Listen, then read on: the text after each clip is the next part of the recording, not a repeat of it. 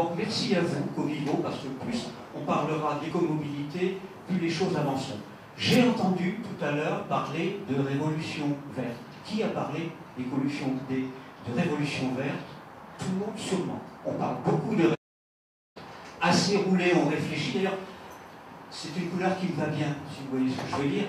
Assez roulé, on réfléchit, c'est un slogan que nous disions il y a quelque temps déjà.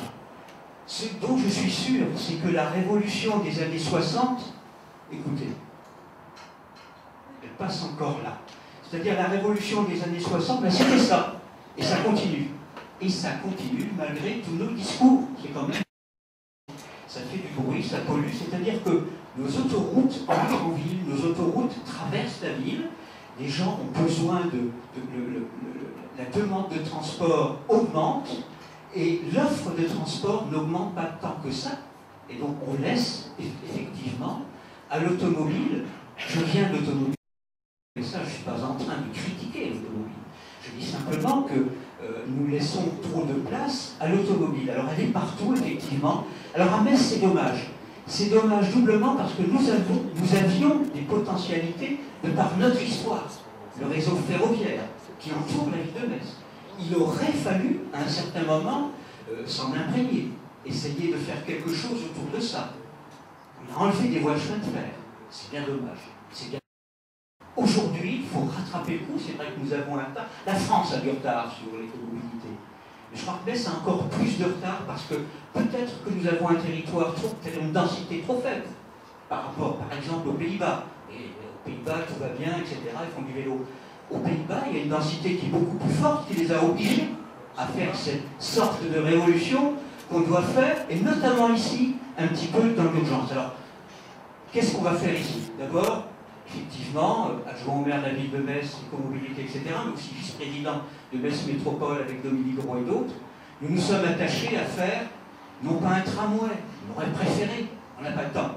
Donc on va faire ce qu'on appelle un busway, le métis, un TCSP, un transport en commun en site propre. C'est-à-dire un outil, un autobus, un long autobus qui va rouler sur des sites qui lui sont propres, qui lui sont aménagés. C'est-à-dire quelque chose qui est ponctuel et qui est rapide sur 18 km. C'est un premier jet, c'est une première ligne.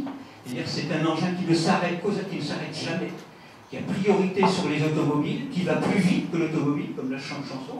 Les gens qui vont être dans leur voiture pour regarder cet engin passer, il faut que ça arrive vite, il ne s'arrête qu'aux arrêts. Autour de ça, puisqu'on parle d'écomobilité, nous allons organiser, nous sommes en train de finaliser, on va dire, un schéma directeur vélo. C'est-à-dire on va devoir pouvoir circuler sur le territoire de la ville de Metz confortablement et en toute sécurité. C'est pas facile. Hein. C'est pas facile parce que c'est difficile à faire, mais c'est peut-être encore difficile à changer les mentalités.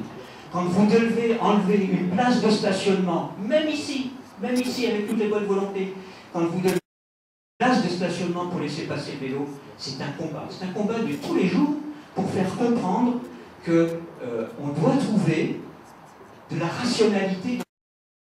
Si je dois aller voir mon copain qui habite à Bazancourt, par exemple, parce qu'il n'y a pas d'autres moyens de transport pour y aller, je vais prendre ma voiture. Je vais peut-être prendre le métis pour aller jusqu'au parking relais qui va bien. Lui va prendre plutôt sa voiture pour aller jusqu'au parking relais qui va bien et me rejoindre chez moi. Peut-être. Hein.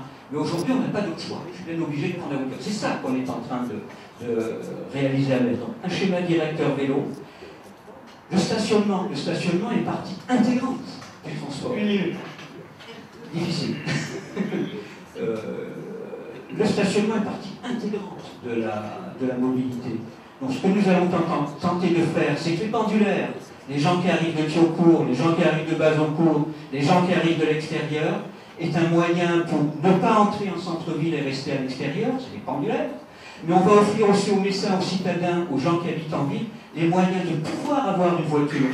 Non pas de ne pas en avoir, d'avoir une voiture et de pouvoir se garer à des prix qui soient à peu près corrects. Ça, c'est le stationnement pour les résidentiels.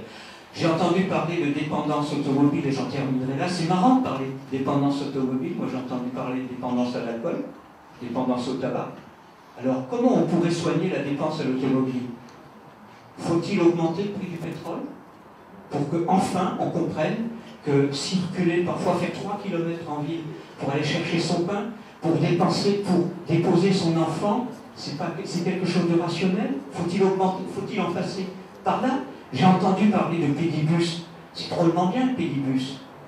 Croyez pas, dans quel monde on vit pour se souvenir encore qu'on a 2 jambes et qu'avec ces 2 jambes-là, sur 500 mètres, 1 kilomètre, voire même un peu plus, on peut marcher.